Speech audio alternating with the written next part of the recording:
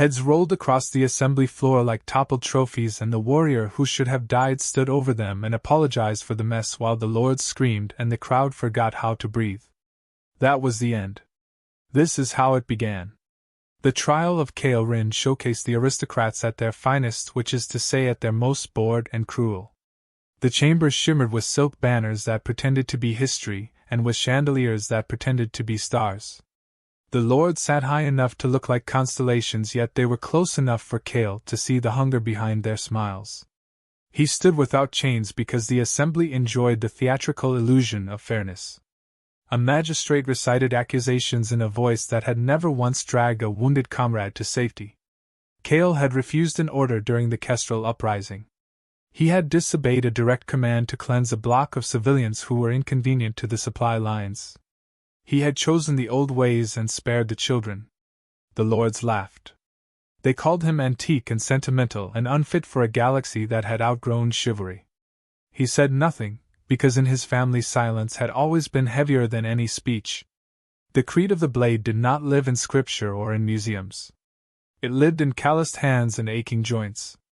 It lived in dawn training when the frost still clung to the breath, and in the precise angle of a bow to an enemy who would kill you. Kale had been born to it the way sailors were born to a tide they could never command.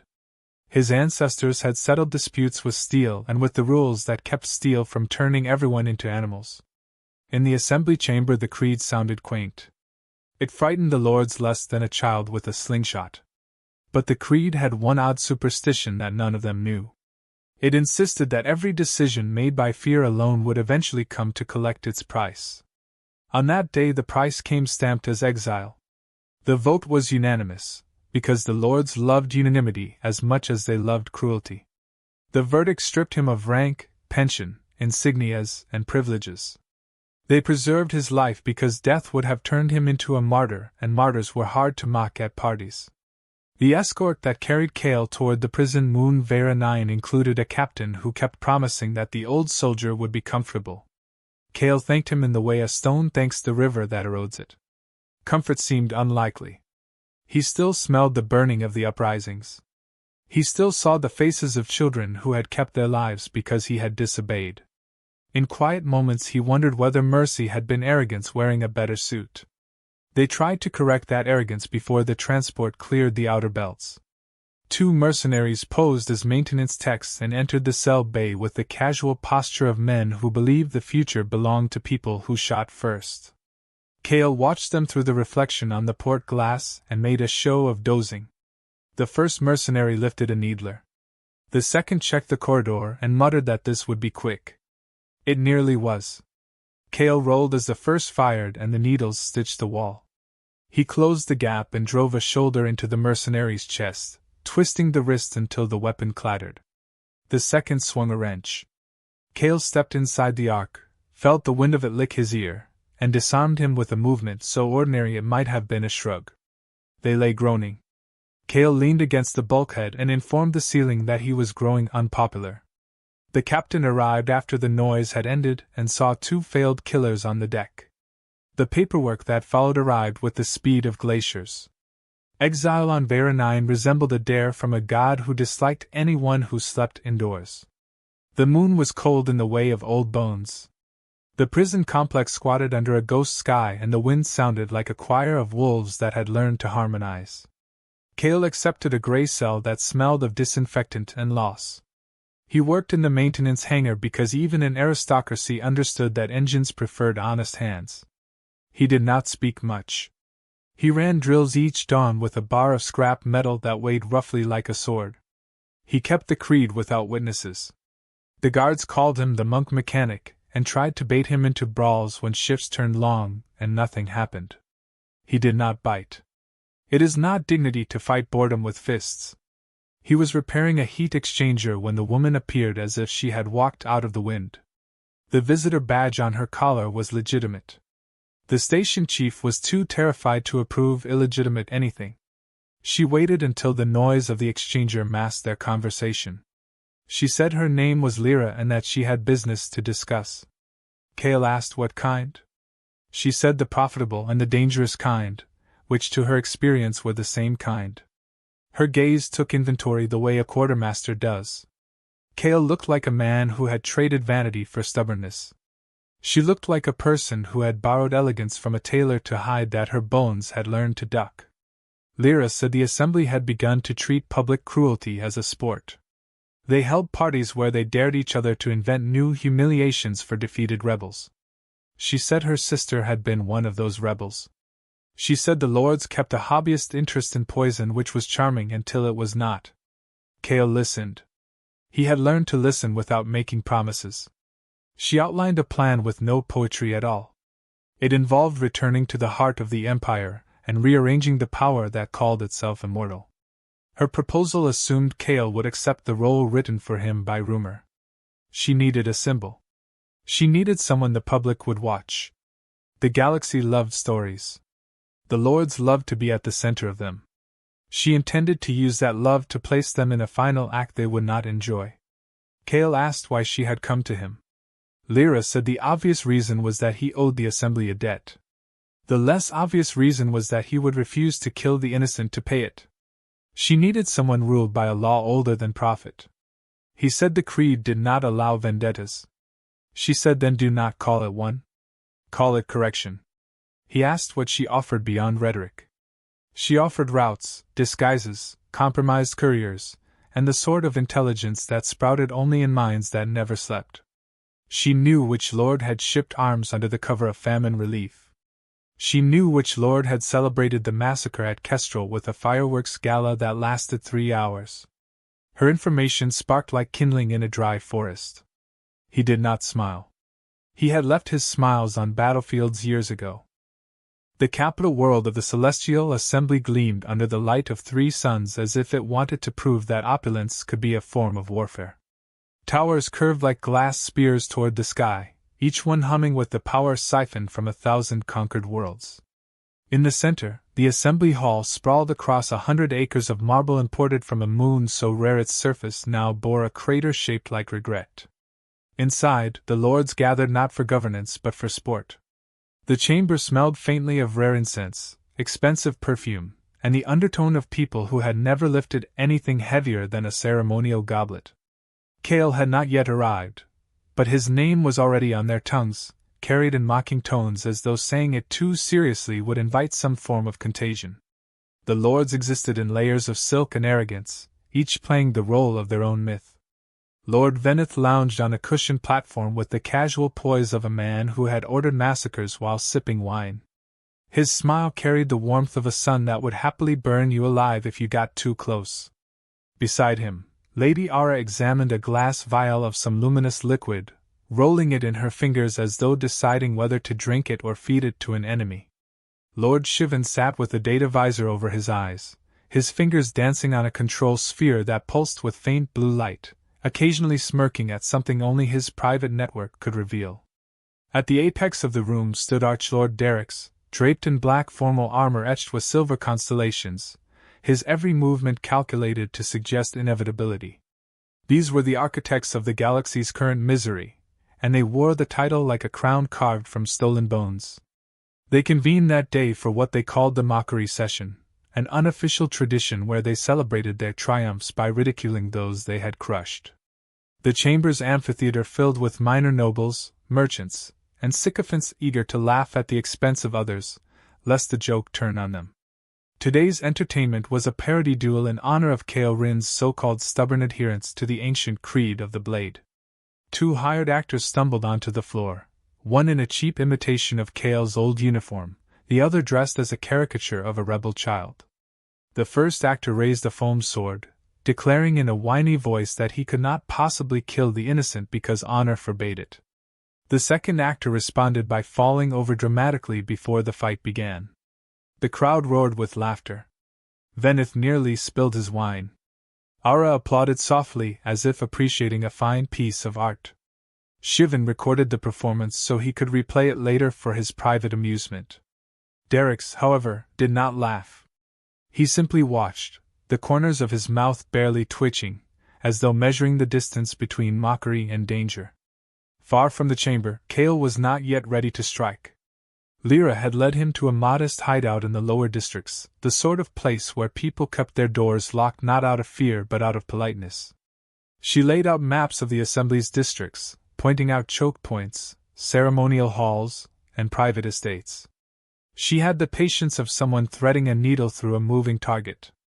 Cale studied her information without a word, his eyes narrowing slightly when she explained the Lord's peculiar fondness for public confrontation. Despite their cruelty, they still clung to certain ancient rituals of insult and challenge, not because they respected them but because they enjoyed manipulating them. If someone could insult them cleverly enough, they would respond by accepting a duel in order to humiliate the offender. Lyra's lips curved into a dangerous smile when she said this.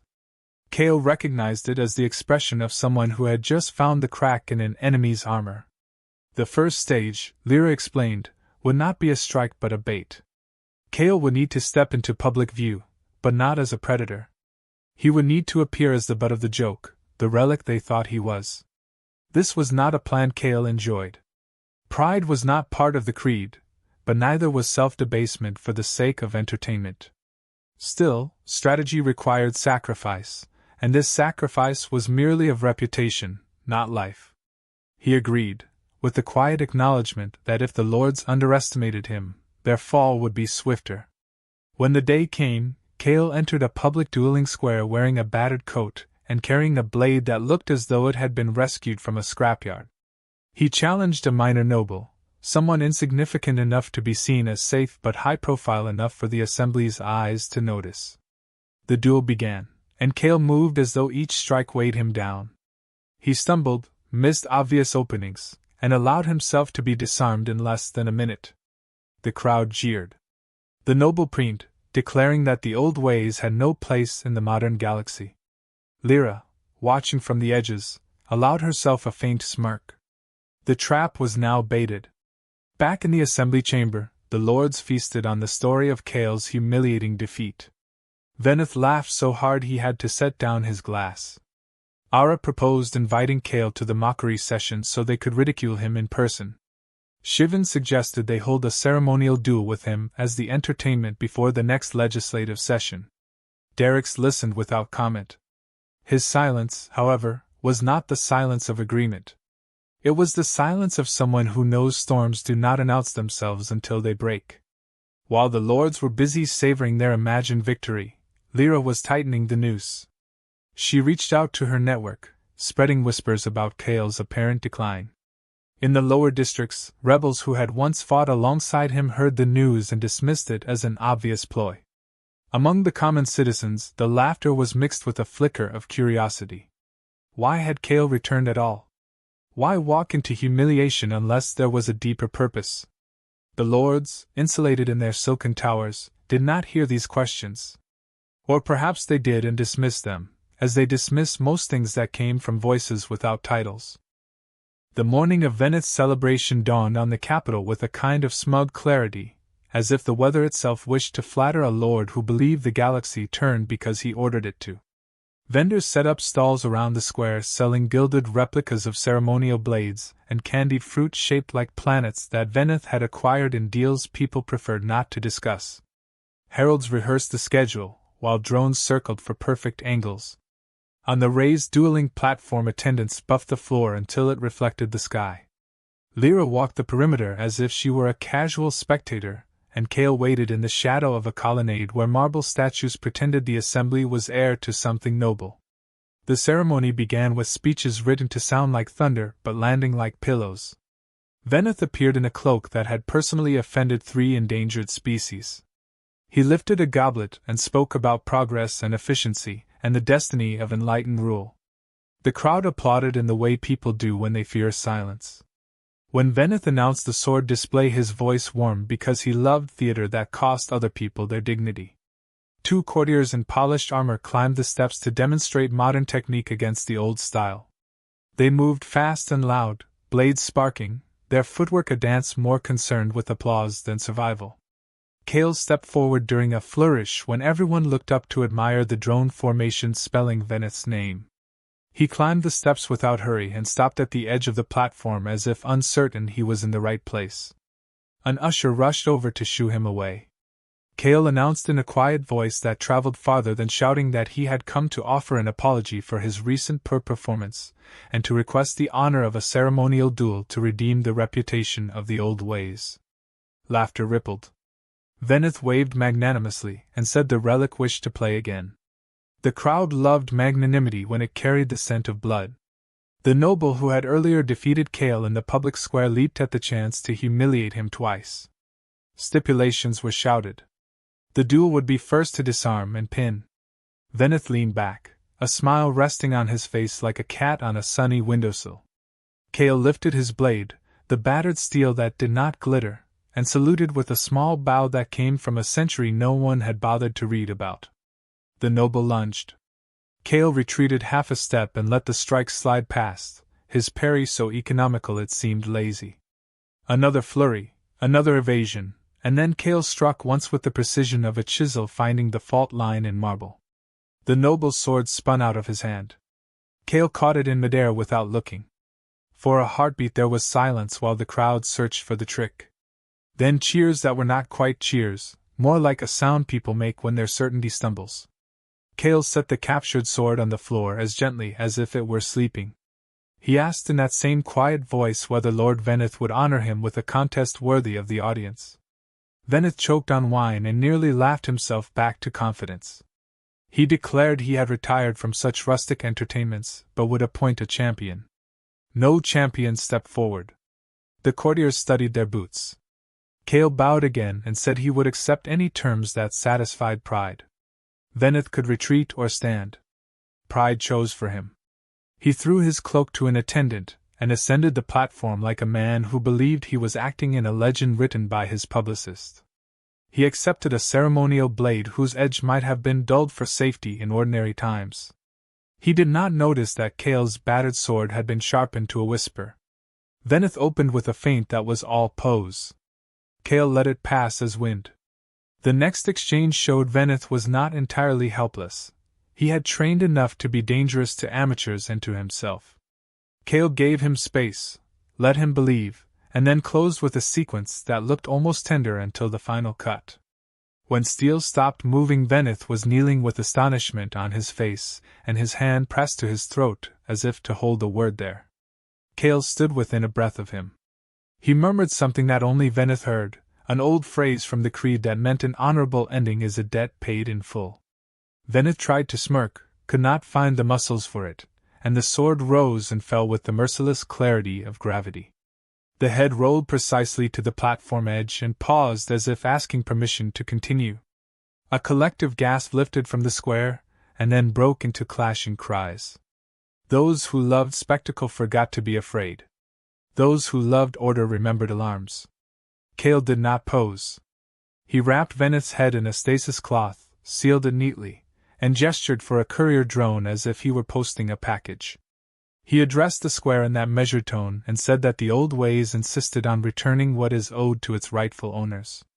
Then he named the assembly hall as the destination. Lyra, watching from the crowd, felt the shift, a current turning, the moment when a rumor becomes a history lesson. Guards advanced and hesitated, unsure whether to fire into a crowd whose mood had not yet selected a side. Cale stepped down and vanished into the side streets before command had decided how illegal the sun was. By nightfall the stasis jar sat in the assembly antechamber like a diplomatic gift from a civilization that had excellent handwriting and terrible intentions. The attendant who accepted it had been trained not to open anything that hummed. Derek's opened it anyway because power is a kind of immunity, and he had never met a consequence that arrived on time. Veneth stared with that same astonished expression. Ara blinked once, her mouth a thin thought. Shivan tilted his head and began composing a statement to his networks about terrorist theatrics and outdated barbarism. Derek said nothing. He did not need to. Silence was already doing the work. The city responded in layers. In the salons on the heights people laughed too loudly and changed the subject. In the markets below people told the story in careful voices and compared it to the latest price of bread. Among veterans the news moved like a memory waking up. Among rebels it moved like oxygen finding a spark. Kale returned to the hideout and sat with Lyra at a table that no longer looked like a table but like a campaign altar. She poured tea with steady hands. He admitted he felt no triumph. She admitted she had expected the lack of it. Neither of them mentioned that something else had begun where Veneth ended. Lady Oris' Velvet Gala was the kind of event designed to convince the galaxy that its rulers were artists in addition to tyrants. The invitation alone was a masterpiece of vanity, printed on a thin sheet of crystal that shimmered with her family crest whenever it caught the light. The venue was her private sky palace, a structure that floated above the capital like a jeweled predator.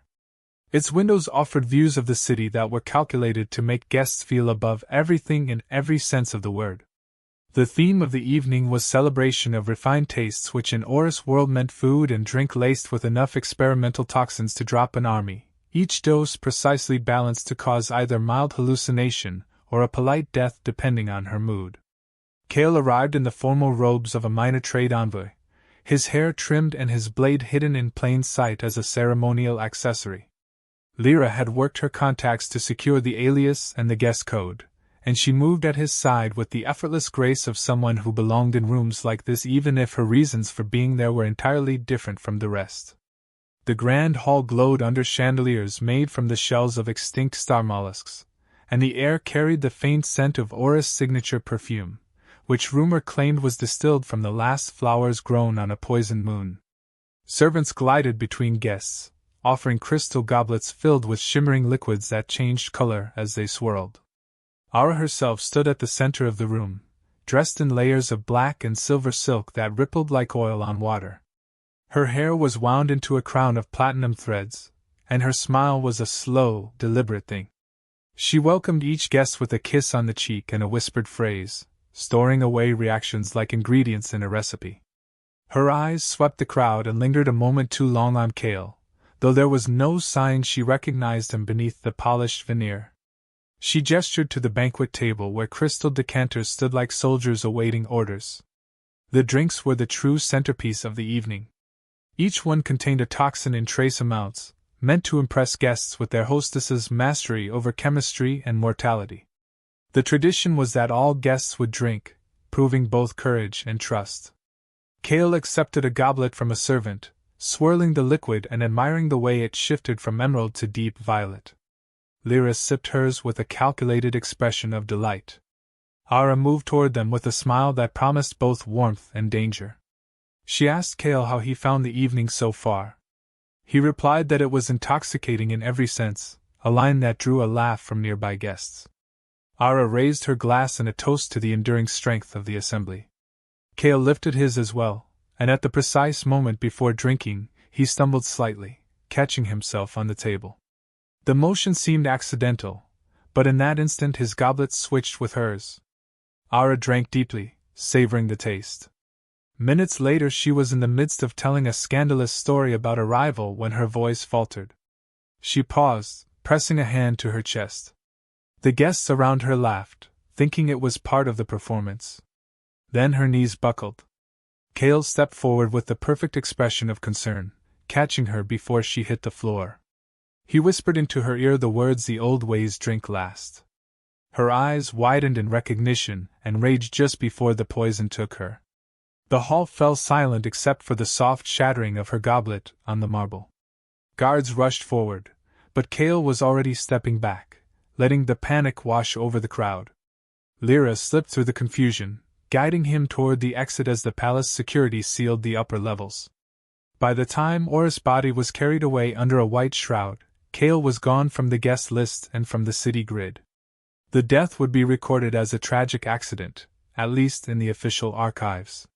In the streets, however, whispers spread faster than any sanctioned news feed.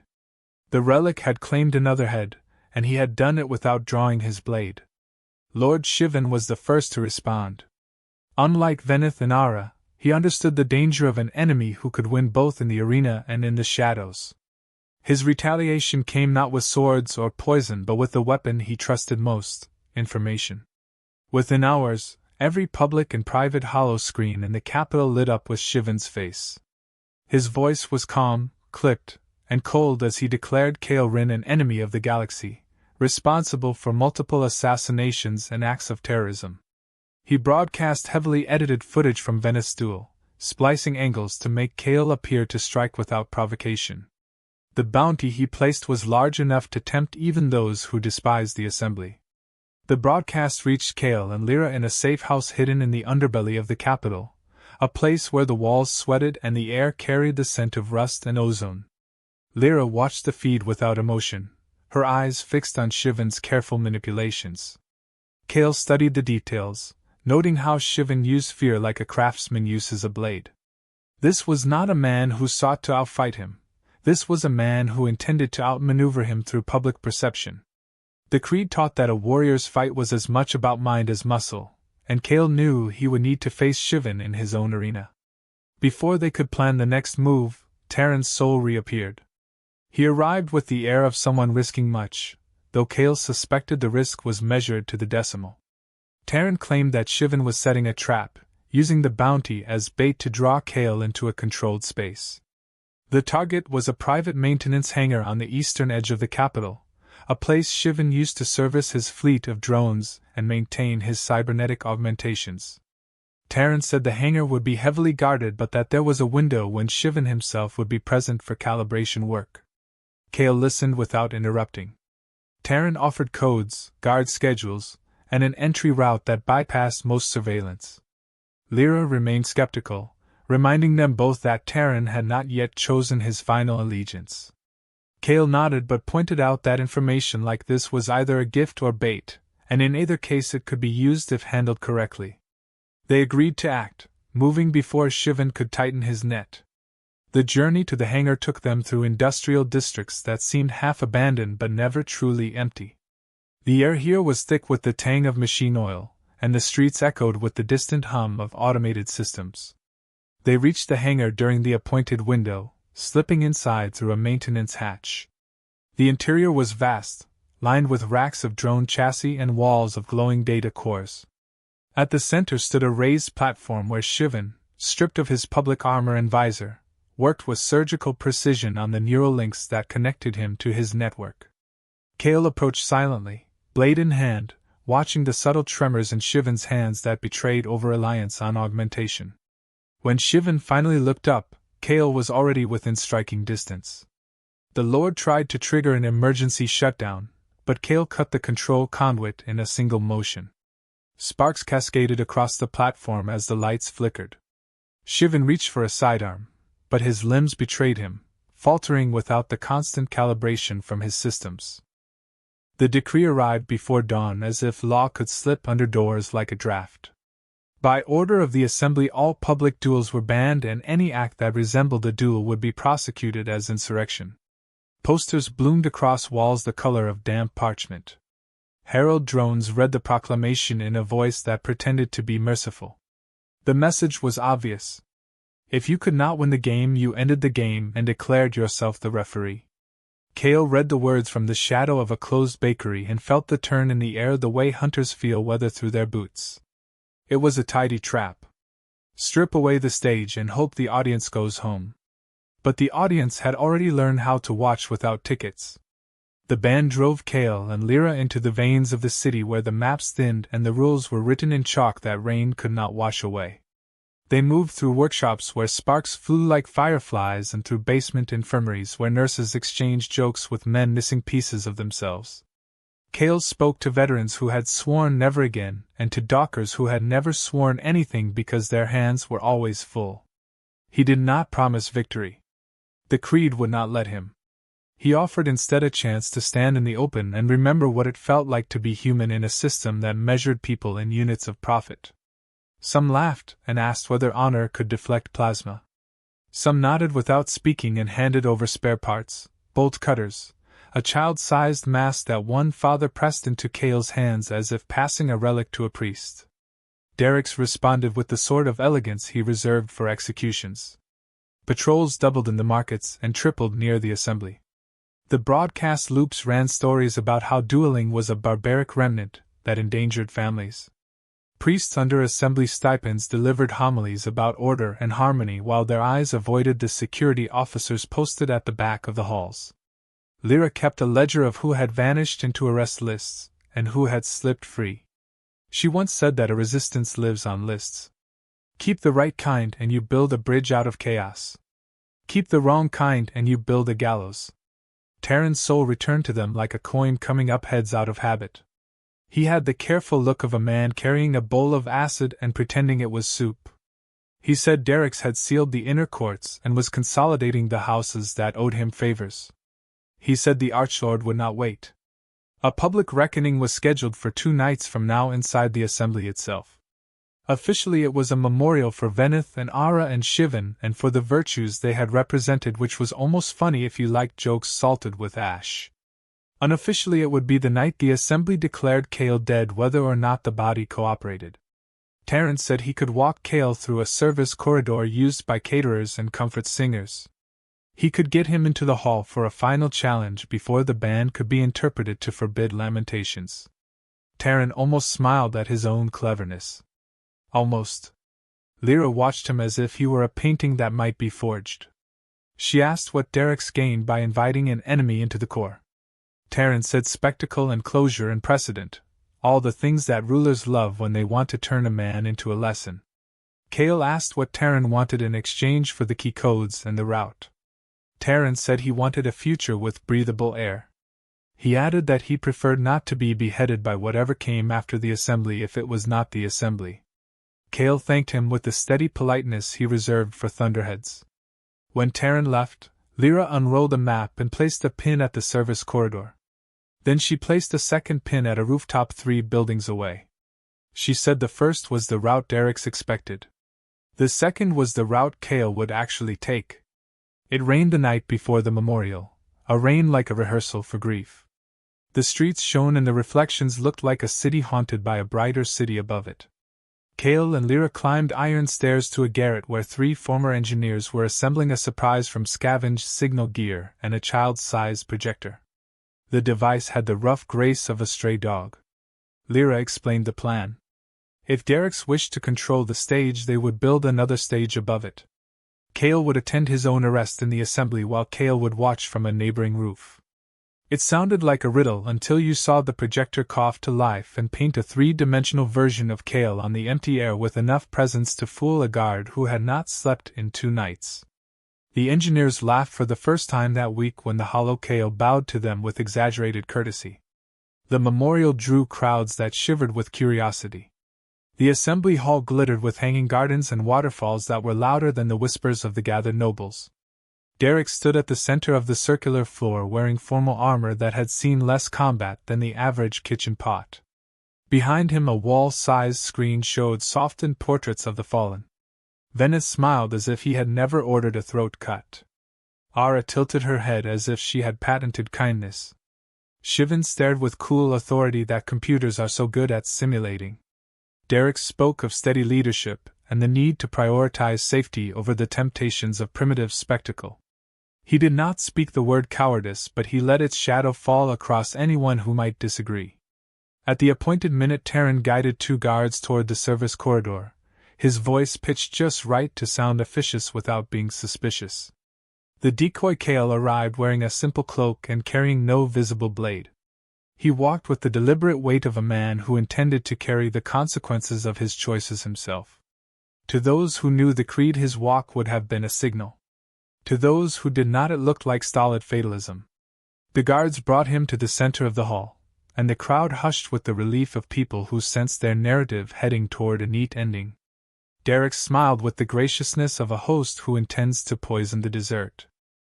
The dawn that followed was the kind that made every color look sharper, as if the sun had been told to witness something worth remembering. The assembly square filled before the hour struck, the crowd pressed against barricades while banners swayed in the cool air. Merchants abandoned their stalls to claim high ground, children perched on shoulders, and even the guards seemed infected by the electricity that ran through the streets. The assembly had not opened its doors to the public in decades, and now they would watch the Archlord face the man they had been taught to scorn. Kale walked toward the great hall with his blade at his side and the steady gait of a man who had already made his peace with whatever end awaited him. Lyra followed close enough to speak without raising her voice, reminding him that in the chaos after the duel they would have only minutes to move if things turned ugly. Cale said the old ways always counted on things turning ugly. Inside, the assembly floor had been cleared of its tiers of seating, the marble polished until it reflected the vaulted ceiling. The remaining lords and their attendants stood in semicircles, their expressions ranging from curiosity to contempt. Derrick's was already at the center, wearing a breastplate engraved with the constellations of the old imperial crest, the metal catching the light in silver arcs. He held a long sword forged in the assembly's private forges, its edge honed to the kind of perfection that implied recent use. The Archlord greeted Cale with a formal nod and a voice pitched to carry to the farthest corner, declaring that this contest would be bound by the traditional code and witnessed by all houses. His tone was smooth, but there was a weight in it that admitted this was no performance. This was survival. They began without fanfare, blades ringing against each other in the first cautious exchanges. Derrick's moved with the same controlled speed Cale had seen in their earlier clash, but now there was no interference from machines or hidden devices. Each strike was pure intention, each parry a calculation measured in heartbeats. The crowd was silent except for the metallic rhythm of the duel. Cale felt the world narrowing to the arc of Derrick's blade, the placement of his feet, the subtle shifts in his balance. The creed taught that every fight was a dialogue, and here the words were sharper than any insult they had exchanged. The first cut drew blood from Cale's arm, a shallow line that stung more for its symbolism than its pain. He answered with a thrust that scored across Derrick's ribs, and the Archlord's breath hissed between his teeth. They circled, the distance between them alive with tension. A faint cheer rose from one corner of the crowd and was quickly swallowed by the stillness of the rest. Derrick's pressed forward, chaining feints into strikes that tested Cale's endurance. Cale absorbed them, letting his defense flow from economy rather than brute force, conserving his strength for the moment the creed demanded he act. Halfway through, something shifted at the edge of the floor. Lyra saw it first, Terran's soul stepping forward from among the lords, his hand concealed in his sleeve. She had seen enough smuggling work to recognize the shape of a concealed emitter. He was close enough to interfere, to tip the fight in Derrick's favor or Cale's, depending on where his debts lay in that moment. Cale saw him too, in the flicker of a glance, and understood that whatever choice Terran made would be less about loyalty, and more about the future he thought he could survive. Cale adjusted his stance, keeping Derrick's between himself and Terran so that any interference would have to pass through the Archlord first. The duel tightened into a brutal rhythm. Derrick's drove in hard, his strikes heavy and deliberate, testing the strength of Cale's guard. Cale gave ground when he had to, but each retreat was measured, drawing Derrick's into a space where the footing shifted subtly from polished marble to the faintly uneven inlay of the old crest.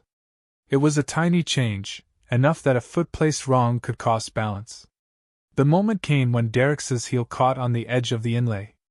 Cale's blade was there instantly, sliding past the Archlord's guard and cutting deep into his shoulder. Derrick staggered, his weapon dipping, but he did not fall. He met Cale's eyes and smiled faintly, as if acknowledging the precision of the strike. That smile faded when Terran moved. The device in his sleeve flashed, sending a ripple of distortion through the air. It was aimed at Cale, but Derrick's caught the edge of it, his knees buckling as his balance faltered. Cale reacted without thought, stepping through the distortion to strike the emitter from Terran's grasp with the flat of his blade. The crowd erupted, some shouting in outrage, others in confusion. Guards moved toward Terran, unsure whether to arrest him or protect him. Cale turned back to Derrick's, who had regained his stance, his face pale but set. The interruption had shifted something in the room. The duel was no longer just a test between two men. It was now a measure of the assembly itself, a question of whether it could still command the respect of those who watched. Derrick seemed to understand this too.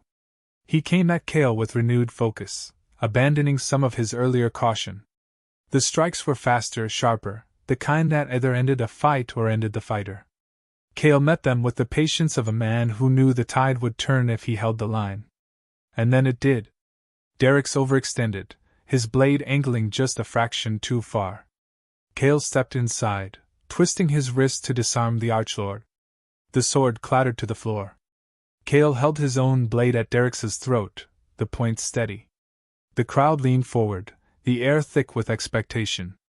In that moment Cale could have ended it, could have taken the head that would seal the story in blood. Instead, he lowered the blade and spoke so that all could hear. He said that the old ways were not about the thrill of killing but about the duty to face your opponent without deception, to answer for your actions in the open. He told Derrick that the duel had been his trial and that the verdict was written in every eye watching. Then, in a movement that seemed almost ceremonial, Cale stepped back and sheathed his weapon. Derrick's pride would not let him yield completely. He bent to retrieve his sword, but his arm trembled, the wound in his shoulder making the movement slow. Cale stepped forward and took the weapon, not as a trophy but as a reminder. He placed it on the marble between them and turned away, leaving the Archlord standing in the circle of his peers. The silence that followed was heavier than any roar. Even the lords who despised Cale felt the weight of what had just happened.